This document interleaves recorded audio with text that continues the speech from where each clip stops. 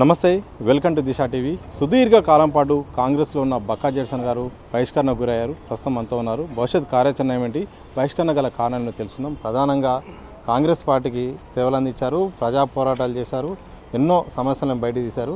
ఇలాంటి పరిస్థితుల్లో మీరు క్రమశిక్షణ కమిటీ మీకు 6 సంవత్సరాల పాటు బహిష్కరణ వేటు వేసింది, ఎట్లా చూస్తారు? ముఖ్యంగా అంటే బహిష్కరణ ఎన్ని రోజులు కాంగ్రెస్ పార్టీలో ఉన్నా కానీ నన్ను పార్టీ అప్పుడు కార్యకర్తగా ఏం గుర్తించలే. రేవంత్ రెడ్డి గారు పీసీసీ పైన నన్ను మీటింగ్లో కూడా దేనికి కూడా పిలవాలి, కంప్లీట్ నన్ను బైకాట్ చేసినట్టే పెట్టిండ్రు. ఇవాళ అఫీషియల్గా బైకాట్ అంతే, ఒక పదం పబ్లిక్ తెలియని కాంగ్రెస్ కాదు అని చెప్పని కానీ వేరేదేం కాదు.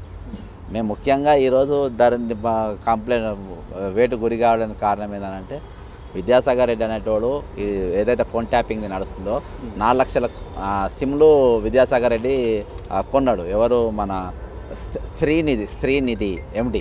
అవి ఆ ఉద్యోగాల మీద పేదల పైసలతో కొని ఆ పేదల ఎంప్లాయీస్ పైన అవి ప్రయోగించాడు. అక్కడ ఒరిజినల్ నడిచింది. దానిపైన నువ్వు ఎంక్వైరీ చేయాలని చెప్పి అక్కడికి వెళ్ళి దయాకర్రావు కాన్స్టిట్యూన్సీ దయాకర్గా సిరిసిల్ల పోయింది. ఆ బడ్జెట్ 5,400 కోట్లు, దాని మీద ఆడిటింగ్ చేస్తే ఈ సిమ్ల కథ మొత్తం బయటకు వస్తుందని చెప్పిన. ఎవడెవడైతే వీళ్ళకి సర్వీస్ ప్రొవైడర్ ఇచ్చిందో వాళ్ళ చరిత్ర కూడా బయటకు వచ్చిన. నంబర్ 1 అది. నంబర్ 2 అమర్ రాజా బ్యాటరీస్ ఏదైతే మా మహబూబ్ నగర్లో పెడుతుండ్రో అది పెట్టద్దని మేము గత సంవత్సరమే గవర్నమెంట్కి ఇచ్చినాం. అప్పుడున్న బీఆర్ఎస్ ప్రభుత్వం. ఆ చిత్తూరుకి వెళ్ళి వాళ్ళు అలా నీళ్లు గాలి అన్ని కూడా కలుషితమై జనాలు క్యాన్సర్లతో ఏది లంగ్స్ ప్రాబ్లంతో చచ్చిపోతూ ఉన్నారు. అవి అక్కడ తీసేయాలని చెప్పి వాళ్ళు అంటున్నారు. కాబట్టి ఇక్కడ మీరు పెట్టద్దని చెప్పి దాని మీద ఒకటి మొన్న గాడిగా మాట్లాడడం జరిగింది. ఈ విధంగా అనేకమైన అంశాలపైన మేము ఇది చేస్తే అవి ముఖ్యమంత్రికి నచ్చలేదు. అదే క్రమశిక్షణ సంబంధించిన దాంట్లో లెటర్లో కనుక చూస్తే పార్టీ వ్యతిరేక కార్యక్రమాలు పాల్గొన్నారు, అలాగే క్రమశిక్షణ పరంగా సరైన సమాధానం రాలేదు, అందుకోసమే 6 ఏళ్ల బహిష్కరణ చేశారు. ఎందుకు అంటే పార్టీ వ్యతిరేక పనులు ఏం చేశారు? అదే అబ్బా, ఇప్పుడు నేను బీజేపీ గెలిచేటట్టుగా మోడీని పోయి నేను బడేబాయ్ అంటే అది ఇది.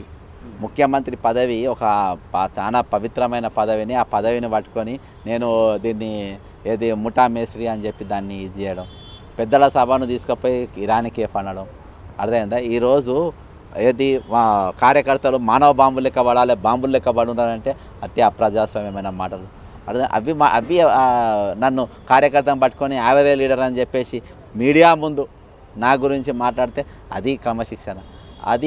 అవి వర్తిస్తాయి, క్రమశిక్షణ కిందికి వస్తాయి. దాన్ని ముఖ్యమంత్రికి నువ్వు నోటీస్ ఇవ్వాలి, ముఖ్యమంత్రి మీద మీరు యాక్షన్ తీసుకోవాలి. కానీ నా మీద మీరు యాక్షన్ తీసుకునే ఎక్కడికి? నా ఆల్రెడీ నా పదవులు అన్నీ కూడా బిక్కింది. అక్కడ చాలన్నట్టు నన్ను ప్రెస్ మీటర్లో యావరేజ్ లీడర్ అని కూడా అన్నాడు. తర్వాత అంతేకాకుండా అక్కడితో కూడా సాటిస్ఫై కాక నా దగ్గరకు వస్తలే, నన్ను పదవి అడుగుతాడు ఏమవుతుందని నన్ను బాధాప్తా సస్పెండ్ చేశాను. కాబట్టి నాకు సస్పెండ్ చేసిన పెద్ద బాధ ఏం లేదు. నిన్నటి వరకు నేను ఎక్కడ ఆగినో అక్కడికి వెళ్ళి నేను స్టార్ట్ చేయడానికి నేను కొత్త బ్యానర్ ఇవాళనే లాంచ్ చేసిన. తెలంగాణ వనరుల రక్షణ సమితి అని పెట్టుకున్న.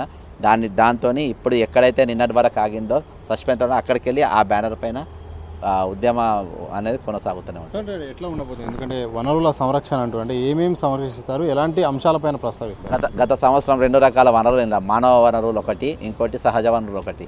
గత బీఆర్ఎస్ ప్రభుత్వం సహజ వనరులు చెరువులు కానీ, కుంటలు కానీ, గుట్టలు కానీ, బీడి భూములు కానీ సర్వం కూడా కబ్జాలు చేసి ఇష్టానుసారంగా వ్యవహరించి ఈరోజు గుట్టలను బయలం చేసింది, చెరువులను మొత్తం రియల్ ఎస్టేట్ మయం చేసి పడేసింది, కబ్జా చేసేసింది. ఈరోజు వరంగల్ బీజేపీ అభ్యర్థి ఆదవంగానే అవి అనేకమైన బయట పెట్టిన. అవి కాపాడుకోవాల్సిన వేది చిన్నరాయిల పెద్దరాయిలు 400 రోజులకెళ్ళి దీక్షలు చేస్తాను. అటువంటి కాపాడుకోవాల్సిన అవసరం ఉన్నది. ఈరోజు మానవ వనరులలో దాదాపు 30 లక్షల మంది యువత ఈరోజు నిరుద్యోగులు ఉద్యోగాల కోసం చూస్తూ ఉన్నారు. నైపుణ్యం ఉన్న వివిధ రంగాలలో చూడాల్సిన ఉన్నారు. రైతులు ఉన్నారు, వాళ్ళని కూడా కాపాడుకోవాల్సిన అవసరం ఉన్నది. ఈ రెండింటి ఇండ్ల దోపిడీకి గురయ్యే వర్గం ఉంది, అందులో దోపిడీకి గురయ్యే వర్గం ఉన్నది. ఈ ఇద్దరిని కూడా కాపాడుకునే దిశగా ఇందులో అన్ని ఇష్యూస్ కూడా ఇందులో కల్పితమై ఉన్నాయి. కాబట్టి నేను ఈ బ్యానర్ పైన నేను పనిచేయాలనుకుంటున్నాను. సో ఇంతకాలం వరకు కాంగ్రెస్ పార్టీకి పనిచేశారు, రాజకీయ పార్టీ అండ చాలా అవసరం ఒక విషయాన్ని బయటికి తీసుకోవాలంటే. సో మీరు సొంతంగా ఇలా వెళ్తారా, లేకపోతే ఇప్పటికే కొంత మీడియా కానీ కొన్ని పార్టీలు కూడా మిమ్మల్ని క్లెయిమ్ చేసుకునే ప్రయత్నాలు చేస్తున్నాయి, మీకు అనుకూలంగా వార్తలు రాసే ప్రయత్నం చేస్తున్నాయి, మీరు ఏమైనా వేరే పార్టీకి వెళ్ళే అవకాశం ఉందా? నాకు కంటలం ప్రాణం ఉన్నంత వరకు నేను కేశవరావు లెక్క చిల్లరగానో, లేకుంటే దానం నాగేందర్ లెక్కనో వాళ్ళ లెక్క నేను చిల్లరగాని కాదు. నేను ఒక ఐడియాలజీ నమ్ముకున్న పార్టీని. నేను రేపు కూడా, ఎందుకంటే భారతదేశం వివిధ భాషలు సంస్కృతితో మేము అందరం కలిసి ఉంటామని ఒప్పందం చేసుకున్నాయి. ఆ ఒప్పందాన్ని అందరూ కట్టుబడి ఉండాలంటే రేపు 100% కాంగ్రెస్ ప్రభుత్వం లీడ్ చేస్తున్న ఇండియా కూటమి రావాల్సిన అవసరం ఉన్నది. ఖచ్చితంగా నేను ఇండియా అంటే ఐడియాలజికల్గా నేను ఇండియా కూటమికి ఓటేస్తా, కాంగ్రెస్ పార్టీకి ఓటేస్తా. నేను కాంగ్రెస్ పార్టీ తరఫున ప్రచారం చేస్తా. కాంగ్రెస్ అది రేవంత్ రెడ్డి కాదబ్బా పార్టీ. వాళ్ళు ఇవాళ ఉంటారు, రేపు పోతారు. ఐడియాలజీ అనేది ఎప్పటికి ఉంటుంది. ఇవాళ ఐడియాలజీ జితేందర్ రెడ్డి అనేటోడు అది బీజేపీ రైటిస్టు, కాంగ్రెస్ సెక్యులరు. అందులోకెళ్ళి రాత్రి నువ్వు ఐడియాలజీ లేదు ఎట్లా మారింది? రాత్రికి ఒక ఐడియా తెల్లారే పోస్ట్ ఎట్లా ఇస్తారు అంటే ఐడియాలజీ లేనివాడు ప్రాణం లేని రాజకీయ నాయకుడు అట్లా. కాబట్టి నేను ఐడియాలజీతో ఉన్నా, నా ఐడియాలజీ కాంగ్రెస్ పార్టీ ఐడియాలజీతో ఉన్నా. నేను నాకు వచ్చే వరకు అదే ఐడియాలజీతో దానికి ఎవడు వస్తా. నేను బీజేపీ ట్యాప్లో కానీ బీఆర్ఎస్ ట్యాప్లో కానీ ఎన్నో కూడా పోను. అందుకని నేను బ్యానర్ పెట్టుకు ఎవరు నా జోలికి రావద్దని ముందే బ్యానర్ ప్రకటించిన. నన్ను ఎవరు అడగద్దు, నేను ఎవరు వీళ్ళంతా దొంగలే, సిండికేట్ దొంగలు అన్నిట్లలో అందరు భాగస్వామిలో ఉన్నారు. మేఘకృష్ణారెడ్డి 12,000 కోట్ల జీఎస్టీ ఎగ్గొడితే నేను బీజేపీ ఆఫీస్కి పోయినా, బండి సంజయ్కి ఇచ్చిన, ఏది కిషన్ రెడ్డి ఆఫీస్ పోయినా, ఐటీ ఆఫీస్ పోయినా ఎవ్వరు కూడా రూపాయి వసూలు చేయలే. అదే నేను పన్ను కట్టకుంటే పేదోళ్ళు పన్ను కొంటే ఫ్యాన్ గుంజుకపోతావు, దర్వాజా గుంజుకపోతావు. కాబట్టి అలా అందరూ ఎవరేం సుఖం పుసలు కాదు. కాళేశ్వరంలో అందరు దొంగలకు అందరికీ రేవంత్ రెడ్డి గారికి, బీజేపీ కిషన్ రెడ్డి గారికి, బీఆర్ఎస్ అందరు వాటాదారులు. అందుకనే అసెంబ్లీలో ఎవ్వరు కూడా కిషన్ రెడ్డి పేరు అది. సో క్రమశిక్షణ కమిటీ చాలా వేగవంతంగా నిర్ణయం తీసుకుంది. గంటల లోపే ఇదంతా జరిగింది. సో గతంలో అంటే చాలా కాంగ్రెస్ పార్టీలో సర్వసాధారణంగా పార్టీ విషయాలు బయటికి మాట్లాడుతుంది. మీ విషయంలో చిన్నారెడ్డి గారి వ్యవహార శైలి ఎట్లా అనిపించింది? తిహార్ జైల్లో కవితకు అన్ని అశుభాలే వచ్చినాయంట. ఒక్కతన శుభవార్త వినిపించాలని చెప్పేసి నన్ను సస్పెండ్ చేశారు అంతే. ఆమె మీద చాలా కేసులు ఆరోపణలు చేసినాం కదా, ఆమె సంతోషపడాలని చెప్పేసి ఒక వార్తనన్నా శుభవార్త చెప్దామని చెప్పి సస్పెండ్ చేసిండ్రేమో అనుకుంటున్నాను. అరే ఫస్ట్కే ఆమె స్కాములు పెట్టుకుంటూ వస్తుంది కదా. నా ట్రైల్లో నన్ను కాంప్రమైజ్ చేయని కాంగ్రెస్ నాయకులు కూడా ట్రై చేసి అడికోర్ పార్ట్నరు ట్రై చేసిండ్రు, అడికోర్ ఇన్ఫ్రాస్ట్రక్చర్ పార్ట్నరు ప్రయత్నం చేసిండ్రు. అది మేము ఒప్పుకోలే కాబట్టి ఇది. సో చివరిగా ఒక్క మాటలో చెప్పండి, ఏం చెప్తారు సస్పెన్షన్ తర్వాత? ఒక మాట కాంగ్రెస్ పార్టీ విధానాలపైన కానీ భవిష్యత్తు మీ కార్యాచరణ పైన. బ్రదర్ బయటకు వచ్చింది కాబట్టి మీరు ఎన్నో మాట్లాడతారంటారు, నేను లూజ్ టాక్ చేయ.